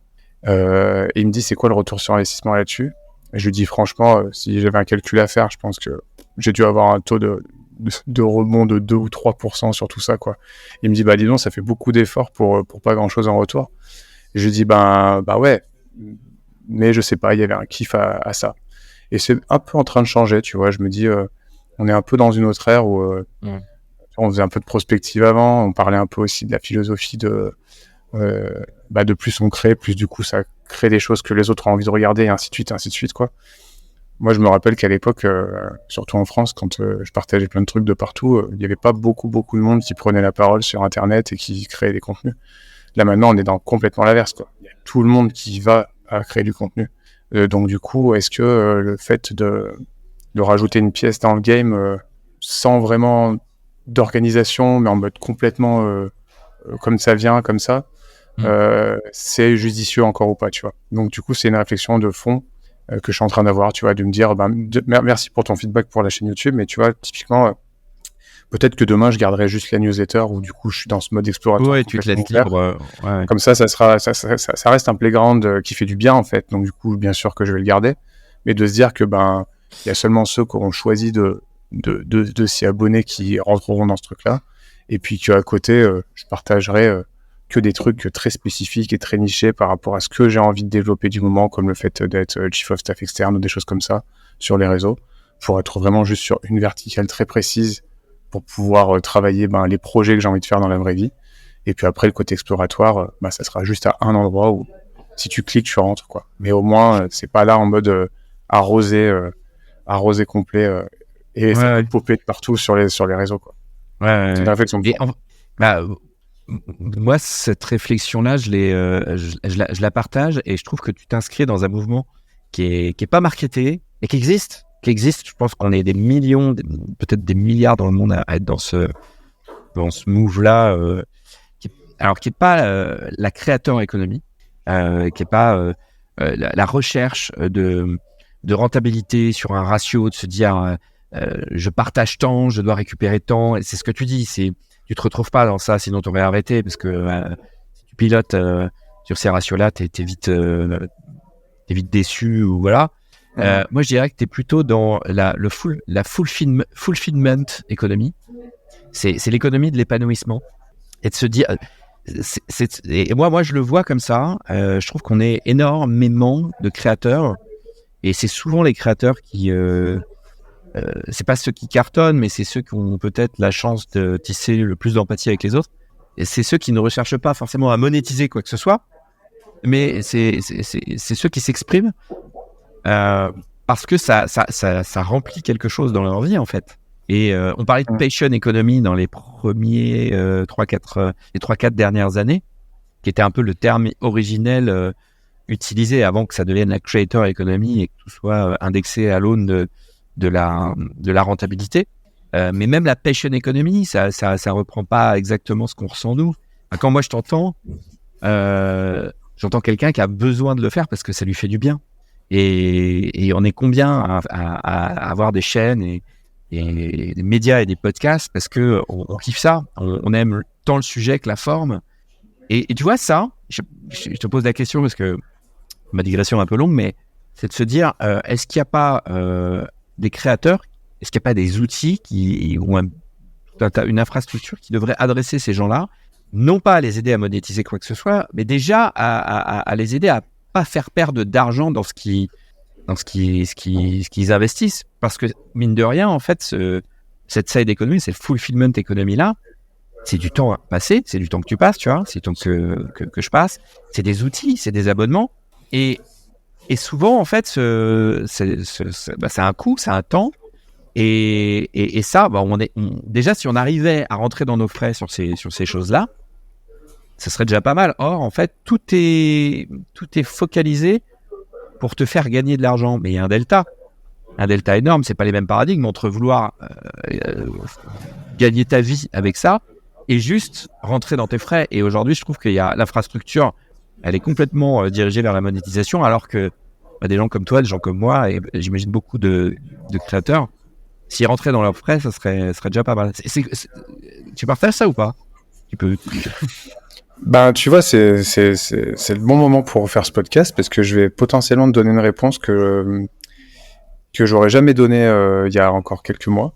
Je t'aurais dit il y a quelques mois, genre, peut-être qu'on pourrait trouver une solution, parce qu'on parle en termes d'innovation, pour mettre en place un système qui serait, comme tu dis, rémunérateur pour les gens qui créent des choses, parce qu'au final, créer, c'est un peu un bien commun, et du coup, ça enrichit tout le monde, et tu vois, un truc comme ça. Et un côté aussi un peu, pas anticapitaliste, mais de se dire, faut pas toujours essayer de tout monétiser, ou de forcément créer du bénéfice sur tout ce qu'on crée ou quoi que ce soit. Mais aujourd'hui, j'aurais tendance plutôt à donner une réponse du genre... je donne l'exemple de ce que je peux mettre sur YouTube. Tu vois, par exemple, il y a une salle de sport que j'ai avec mon coworking. Du coup, je fais du mouvement qui est du mouvement intuitif. Et je me dis, le mouvement intuitif, pour des gens qui bougent jamais, franchement, c'est vraiment la super porte d'entrée. Parce que t'as pas à te mettre d'obligation sur quoi que ce soit. T'as pas à forcer. T'as vraiment un truc sur l'écoute de ton corps. Et voilà. Et du coup, je me suis dit, vas-y... quitte à être dans la salle tout seul, je me fais 30 minutes où je me fais ma session de mouvement intuitif, je l'enregistre et puis je la garde de côté. C'est plutôt propre, c'est bien filmé parce que c'est avec un iPhone 15 Pro, je le monte un peu, ça me prend pas trop de temps et ça part, quoi. Du coup, derrière, je me dis, je vais prendre et puis je vais mettre sur ma chaîne YouTube et puis ça part, quoi. Et puis ceux qui seront intéressés, ils iront dessus, j'y partage un peu dans mes newsletters et puis voilà. Mais en l'état, ce que j'ai pu créer et ce que j'ai pu mettre à disposition comme je l'ai fait, est-ce que ça a vraiment de la valeur, tu vois? Est-ce que je suis pas en train de rajouter du bruit à tout plein de gens qui feraient la même chose? Parce qu'en fait, c'est pas packagé suffisamment pour que ça soit utile à quelqu'un, tu vois. Du coup, ma réflexion, c'est de se dire, si je suis capable de faire la step d'après, qui est de se dire, je fais un pack de mouvements intuitifs, de 10 vidéos, au lieu de les mettre comme ça sur mon YouTube et de les partager en mode ouvert sur les réseaux, tout, regardez si vous avez envie ou quoi que ce soit, je vais au bout du truc. Je fais vraiment un pack. J'explique en quoi le pack a de la valeur. J'explique qu'est-ce que ça va apporter à la personne, en combien de temps. Enfin, tout comme quelqu'un qui sait vendre le fait très bien. Je mets ça sur un espace, je fais un funnel pour faire en sorte que les gens y aillent. Je suis pas obligé de le mettre à énormément cher, mais j'essaie de le mettre à une vraie valeur que ça peut avoir, de se dire, c'est un starter pack pour te remettre à bouger, de créer une habitude de mouvement. Il y a 10 vidéos dedans, potentiellement, tu mets un billet de 90 balles, et du coup, avec 90 balles, tu peux te lancer à rebouger. Ça a de la valeur, tu vois. Et je pense que là, ça serait plus utile au monde si je faisais ça jusqu'au bout comme ça. Oui, et quelque part derrière, ça serait d'être allé au bout de la valeur que je peux apporter. Et donc, normalement, si ça a vraiment de la valeur autant que je l'avais estimé, il y a des gens qui vont l'acheter et je vais avoir un retour sur investissement et potentiellement, ça va me permettre de retomber à zéro sur le temps et l'énergie que j'ai passé. Et donc, moi, en tant que créateur, entre guillemets, ça veut dire que j'ai une certaine responsabilité d'aller jusqu'au bout et de potentiellement pouvoir valoriser la chose pour tomber à l'équilibre. Ou sinon, si entre guillemets, je fais des trucs propres, mais sur les étapes 1, 2, 3, mais que je saute les étapes 5, 6, 7 pour le rendre vraiment compréhensible et utilisable de l'autre côté, j'accepte qu'en fait, c'est à perte.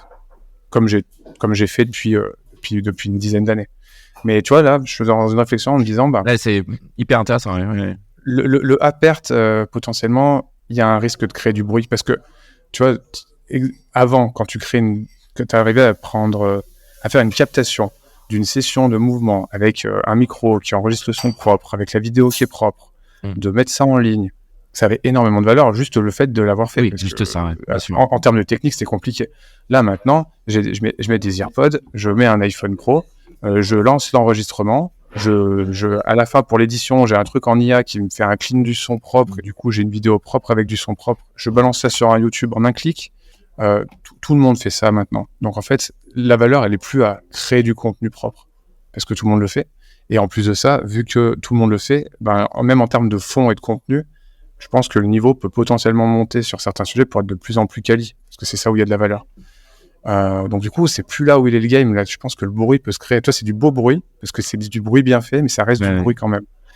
Alors qu'aller au bout du bout en disant, en fait, ma réflexion, c'est un pack qui te permet de atteindre tel objectif par rapport à ta santé, et ça coûte de l'argent, parce qu'en effet, j'ai fait ça pour toi dans cette réflexion-là. Là, la personne, elle se dit, ok, soit je choisis de me dire, je vais dans une salle de sport, je paye 25 balles par mois et potentiellement, je vais pas forcément y aller, pas forcément bouger. Soit je donne sa chance à ce gars qui me dit ça coûte 90 balles et je teste. Et il fait le choix de se dire, pendant un temps, je vais consommer ce contenu-là parce que je l'ai payé. Et donc, du coup, ça lui fait un clean, en fait, sur son truc. Au lieu de se perdre sur YouTube, à essayer de trouver des tonnes de vidéos à droite à gauche et de passer beaucoup de temps, il va regarder ces contenus-là parce qu'il les aura payés. Et en fait, du coup, c'est pour ça que je dis que c'est une réflexion à l'inverse de ce que j'aurais fait d'habitude. C'est une réflexion de dire, d'utiliser le côté capitalistique et économique pour travailler cette espèce de filtre, quoi. Les newsletters gratuites, c'est trop bien, mais du coup, tu te noies dedans.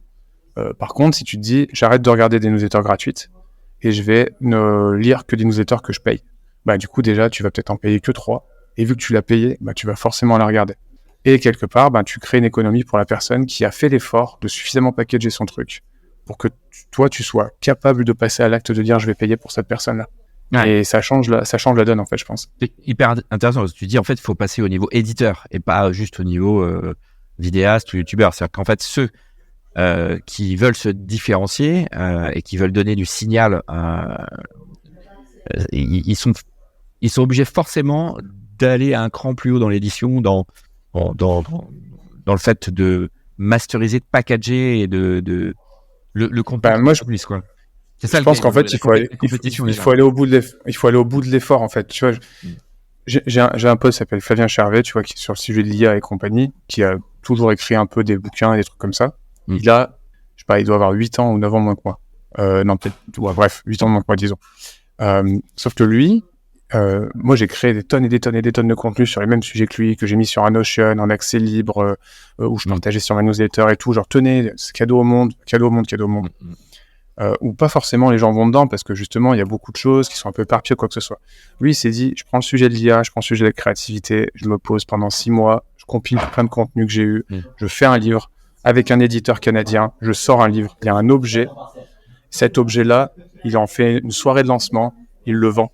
Là il en est à son 2e, j'étais à sa soirée de lancement, il a fait une conférence, il y avait 300 personnes qui étaient dans la salle, il a vendu 1500 bouquins je crois en une semaine.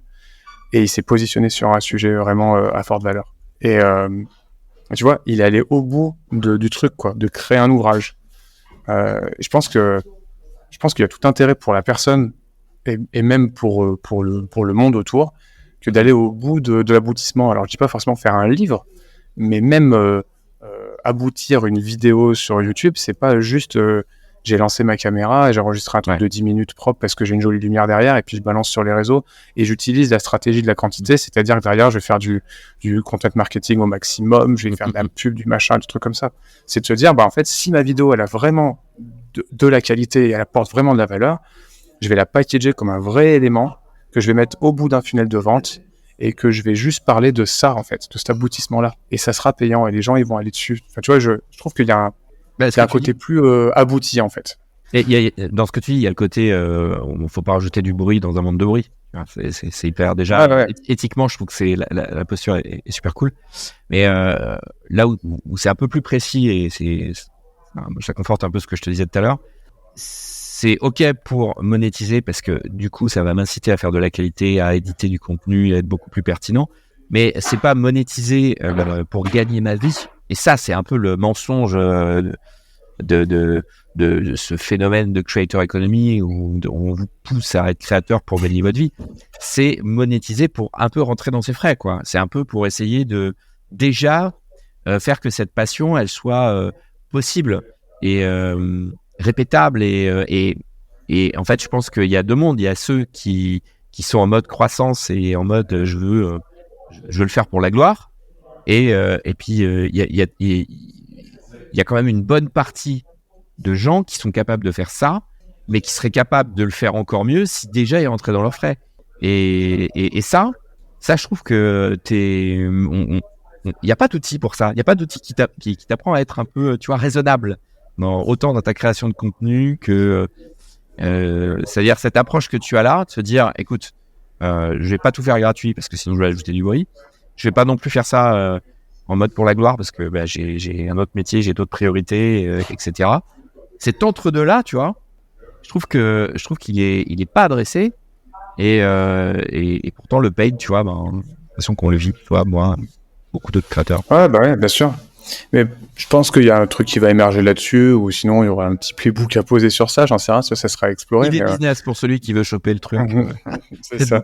Mais non, mais clairement, tu vois, même au-delà de rentrer dans ses frais, c'est déjà comment dire, si toi-même, le truc que tu crées, que ça soit, d'ailleurs, on parle de contenu en ligne, mais ça sera tout n'importe quoi, tu peux créer un objet ou quoi que ce soit, si toi-même, tu te verrais pas l'acheter à un certain prix, bah, ça veut dire qu'en fait, il est pas encore suffisamment abouti pour que il ait la valeur de venir prendre de l'attention ou de l'énergie à un autre humain, quoi. Parce que toi-même, en fait, t'es pas capable de le faire. Et le meilleur rapport qu'on a, en tout cas actuellement, par rapport à l'attention et l'énergie, c'est aussi l'argent. Donc, du coup, c'est de se dire, bon, bah, si tu crées un truc et que tu estimes que ça vaut 90 balles et que ça va apporter ça à la personne, que la personne, elle le comprend bien et qu'elle est prête à dire, je paye 90 balles pour ça, bah, elle a fait un choix d'orienter son attention et son énergie sur un truc. Et donc, toi, tu as fait ton choix d'orienter ton attention et ton énergie pour aboutir à quelque chose, parce que tu penses que ça a vraiment de la valeur, parce que sinon, tu le fais pas, au final, du coup, tu t'arrêtes. Donc, au lieu de créer plein de contenus qui vont faire plein de bruit, parce que tu les aboutis pas, parce que tu décroches au bout d'un moment ou quoi que ce soit, bah, tu te dis, je vais faire aboutir ça. Et donc, je vais faire l'effort jusqu'au bout pour qu'il ait de la valeur. Et cette petite couche d'effort qui a vraiment de la valeur, c'est potentiellement ça qui va faire en sorte que tu puisses vraiment être utile pour quelqu'un d'autre qui va se dire je vais mettre moi aussi mon petit bout d'effort financier pour que ça m'apporte cette valeur-là.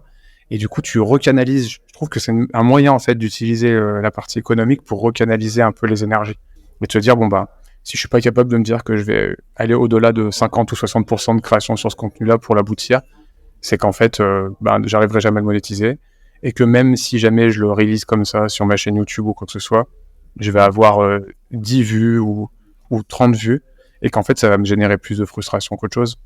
Parce que je vais me dire, en fait, ce que j'ai créé, c'est de la merde, et du coup, la manière dont je traite le sujet, c'est pourri ou quoi que ce soit. En fait, on revient sur le dégénératif-régénératif, tu vois, c'est un vrai truc pour avoir fait ça pendant très très longtemps, et mettre surtout raconter l'histoire de je fais ça pour moi, step 1, et je me dis ça peut être utile à d'autres, et je le partage, step 2, ok.